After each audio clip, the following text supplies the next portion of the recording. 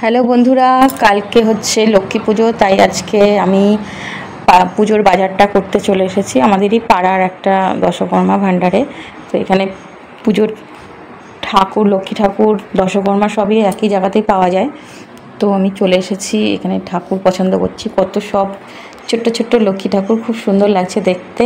কোনটা নেব ভেবেই পাচ্ছি না। তো সবগুলোর মধ্যে দেখে টেকে আমি একটা পছন্দ করে নিলাম।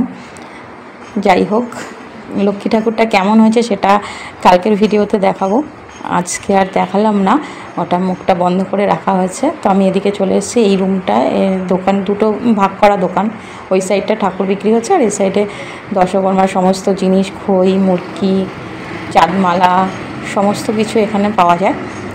আমি আর ঝিলিক, আমার বড় মেয়ে, দুজনে মিলে এসেছি পুজোর বাজার করতে। আর ফল বাজারটা আমাদের উনিই করে দেবে। তো আমি বাড়ি চলে এসেছি বন্ধুরা, ঠাকুর নিয়ে আসলে আমাদের শঙ্খ বাজাতে হয়। তো 3বার শঙ্খটা বাজিয়ে দিলাম, মাকে নিয়ে এসেছি। আর এই যে ফল বাজার টাজার উনি নিয়ে চলে এসেছে। আমাদের বাজার করা হয়ে গেছে, সব আজকের মতো কমপ্লিট।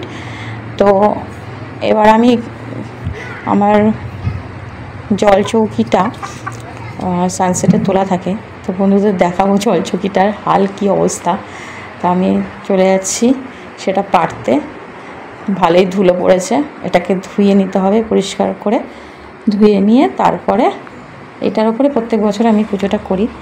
এটা আমার মনের মতো করে আমি তৈরি করেছি অর্ডার দিয়ে। আর এই যে বাসন কুসন সব বের করে নিয়েছি, বাসন টাসনগুলো মেজে একটু এগিয়ে রাখতে হবে, কালকে না তো সকাল সকাল সব কিছু জোগাড় করা যাবে না, ওর জন্যে। তো এইখানে আমাদের এই হাঁড়িটা বলে লক্ষ্মীর হাঁড়ি। তো এই হাঁড়িটা পূর্ণিমা লাগার আগে ধুয়ে টুয়ে পরিষ্কার করে রাখতে হয়। আর এটা ঠাকুরের পাশে দিই আমরা। নতুন যে পুজো হয়, পুজোর যে ধানগুলো, ওগুলো তো জলে দেওয়া হয় না, তো ওই ধানগুলো এই হাঁড়ির মধ্যে। আর এটা হচ্ছে ধানের কাটা, এই কাটাই করে আমরা মা লক্ষ্মীর সামনে এক কাটা ধান দিই। এই কাটাটা প্রত্যেক বছরই তোলা থাকে। এবারে এটাকে ধুয়ে পরিষ্কার করে সুন্দর করে আলপনা দিয়ে নিতে হয়। আর এই জল চৌকিটা পরিষ্কার করে ধুয়ে নিচ্ছি। এটাতে ধুয়ে পরিষ্কার করে সুন্দর করে শুকিয়ে এর ওপর আলপনা দিয়ে তারপর মাকে বসানো হবে। আমি বাসনগুলো একটু গুছিয়ে মেজে নিয়ে গেছি। বাসনগুলো আমার প্রায় মাজা হয়েই গেছে। বাসন টাসন মেজে নিয়ে এবারে আমি একটু নারকেল ফাটিয়ে নিচ্ছি। নারকেলগুলো উনিই ছুলে দিয়েছে, তো আমি বললাম দাও আমি আস্তে করে ফাটাই, কারণ এই নারকেল হাত ধোয়া জল পড়লে অসুবিধা আছে। তো আমার ওইটা খুব খারাপ লাগে, তাই আমি নিজে আস্তে আস্তে করে সুন্দর করে নারকেলের জলটা যাতে অসুবিধা না হয় বাটির মধ্যে, ওটা আমি নিজেই করে নিয়েছি, ওনাকে আবার ফাটাতে দিইনি। তো এই ছিল আজকের ভিডিও বন্ধুরা। এই দেখো নারকেলের ভেতরে একটা ছোট্ট ফুল হয়েছে।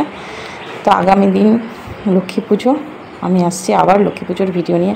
তো টাটা বন্ধুরা, কমেন্ট করে জানাবে আর লাইক দেবে, শেয়ার করবে। সবাই ভালো থেকো। শুভ লক্ষ্মী পুজোর শুভেচ্ছা রইল সকল বন্ধুদের।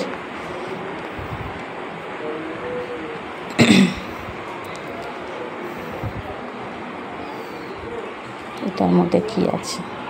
নারকেলটা খুবই ছোট, কিন্তু ভেতরের পুরটা বেশ ভালোই মোটা আছে পুরটা। দেখতে ছোট, কিন্তু ভেতরের পুরটা খুব ভালোই মোটা। ফল বানিয়ে দেওয়া যাবে।